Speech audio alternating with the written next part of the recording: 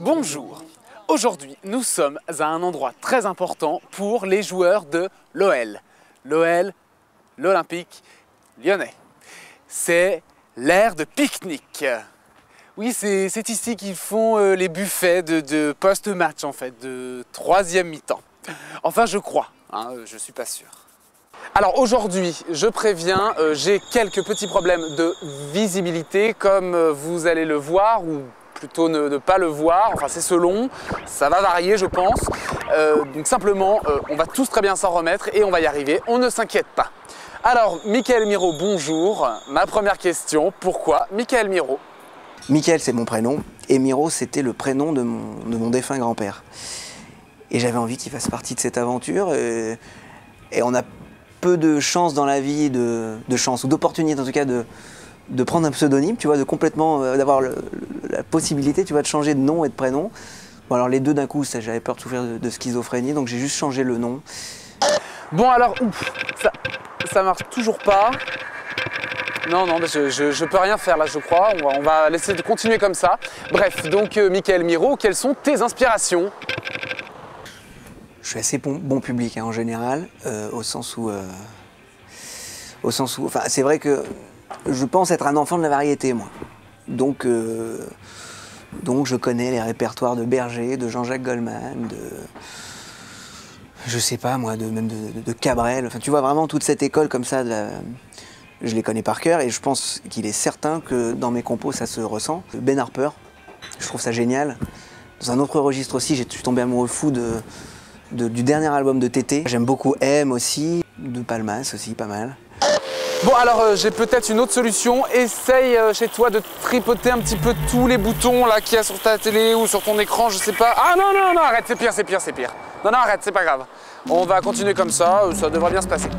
Donc Michael Miro, parle-nous un petit peu, ou même plus qu'un petit peu, de ta musique.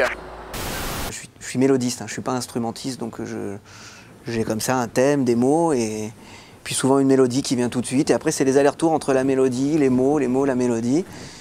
Et c'est après, en fait, souvent avoir ma chanson presque a cappella, tu vois, que je vais aller sur le piano pour trouver un support harmonique et puis pour essayer en plus de décoder tout ça en langage musicien, parce qu'on joue avec des musiciens sur scène et il y a des codes, hein. Enfin, je vous apprends pas, il y a des mesures, il y a des trucs. Enfin, moi, j'ai appris tout ça hein, récemment, hein, parce que je suis un peu autodidacte quoi, en la matière. Et voilà. Et puis ma musique, je la vis sur scène, quoi, depuis presque 2 ans maintenant. C'est la scène, moi, qui m'a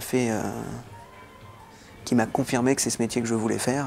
Donc, Michael Miro, après nous avoir exposé tes inspirations, nous avoir parlé de ta musique, j'aimerais que tu nous parles plus en détail de ton album. Là, il y a un truc là, je crois qu'on voit pas ma tête. On a que mes bras, non? Ah si, c'est bon. Si, c'est bon, non, j'ai cru. Non, j'ai cru, excuse-moi. Pas une maquette, c'est pas un album, c'est pas une démo, c'est pas mon premier album, c'est entre les deux.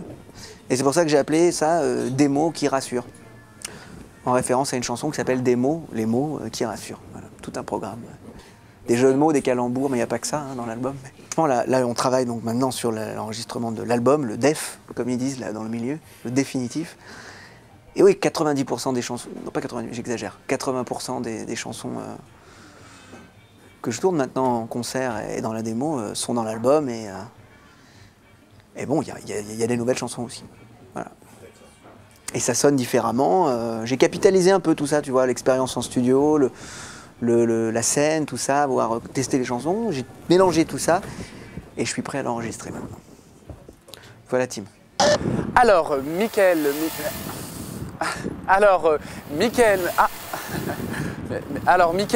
Miro, Michael Miro, non, là je crois que la caméra veut pas cadrer non plus. Là aujourd'hui tout est fou.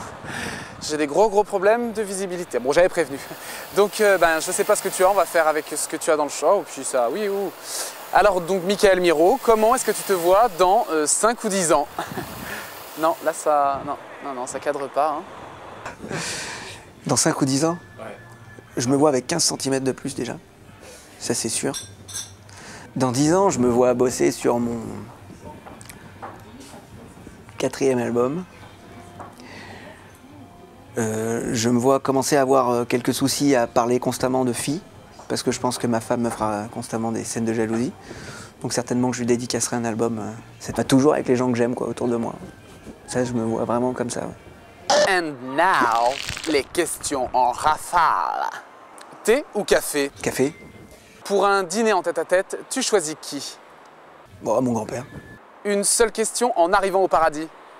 Ah bah ouais, où est toute ma famille voilà, où est la maison où on a mis toute ma famille quoi, qui est au paradis. Ouais. Une seule question à Mozart.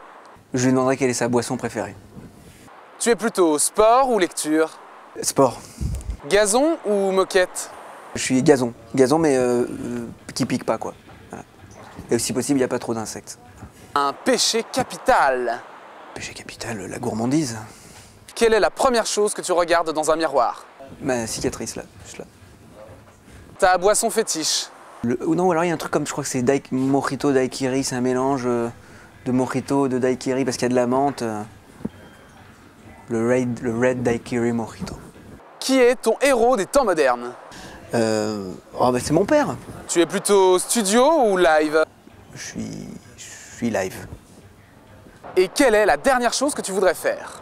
Montrer aussi, il y a toute une série de cons quoi, que j'aimerais pas spécialement rencontrer, à qui j'aimerais pas avoir affaire, voilà. Alors comme ça me donne un petit peu la nausée d'apparaître, disparaître, apparaître, disparaître, si tu vois ce que je veux dire, enfin si tu vois pas ce que je veux dire plutôt, ou enfin si tu vois à intermittence, je préfère te laisser en douce et agréable compagnie avec Michael Miro en concert, live. On a besoin d'un mot qui rassure, d'un mot qui éclaire, plein de lumière, pour traverser les heures un peu dures, où notre chair est celui qu'on enterre. On a besoin d'anges pour les dire, un père et une mère, des points de repère, témoins de nos meilleurs, de nos pires, et dans nos colères, des abris de guerre, des mots qui nous tiennent en vie, des réponses au pourquoi de nos cris, et ces anges qui serrent dans leurs bras, et leurs mots pour eux de voir. Dis-moi que c'est cool, que le temps bat les larmes qui coulent, que nous avons la gueule pour nous rendre saouls, qu'il n'y a rien de plus beau qu'un monde qui s'écroule, que c'est normal d'avoir peur, que ça fait mal, très mal au cœur. Mais puisque c'est cool, rassurez-moi, dites-moi que c'est cool.